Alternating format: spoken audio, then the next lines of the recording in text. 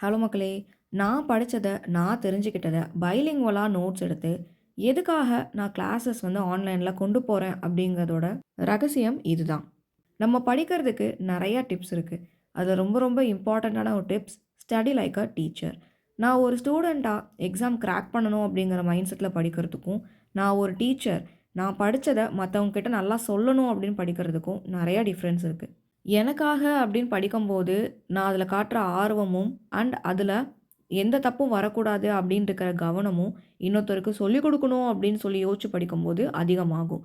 நான் ஒரு கன்டென்ட்ட படிச்சிருக்கேன். அத கரெக்ட்டா அவங்கள்ட்ட சொல்லணும் அப்படிங்கிறதுக்காக, திருப்பி திருப்பி அத நான் ரிவிஷன் பண்ணுவேன். ஸோ ஆட்டோமேட்டிக்கா நான் படிக்கிற எல்லாமே எனக்கு மனப்பாடம் ஆயிரும்.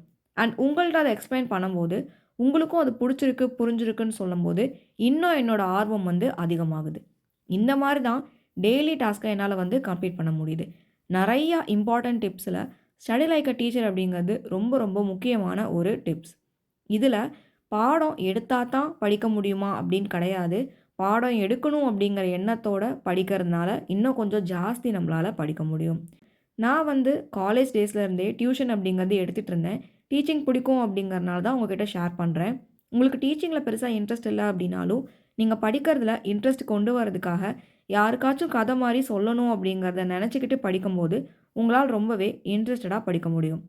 இந்த ஒரு டிப்ஸ நீங்க ட்ரை பண்ணது இல்லன்னா, இனிமேல் ட்ரை பண்ணி பாருங்க. நீங்க உங்க ஸ்டடிய ரொம்ப இன்ட்ரெஸ்டடா மாத்த, இதுவரைக்கும் உங்க லைஃப்ல என்ன பண்ணியிருக்கீங்க அப்படிங்கிறத கமெண்ட்ல சொல்லுங்க. இந்த வீடியோ உங்களுக்கு புடிச்சிருந்தா ஃப்ரெண்ட்ஸ் அண்ட் ஃபேமிலிக்கு ஷேர் பண்ணிக்கோங்க.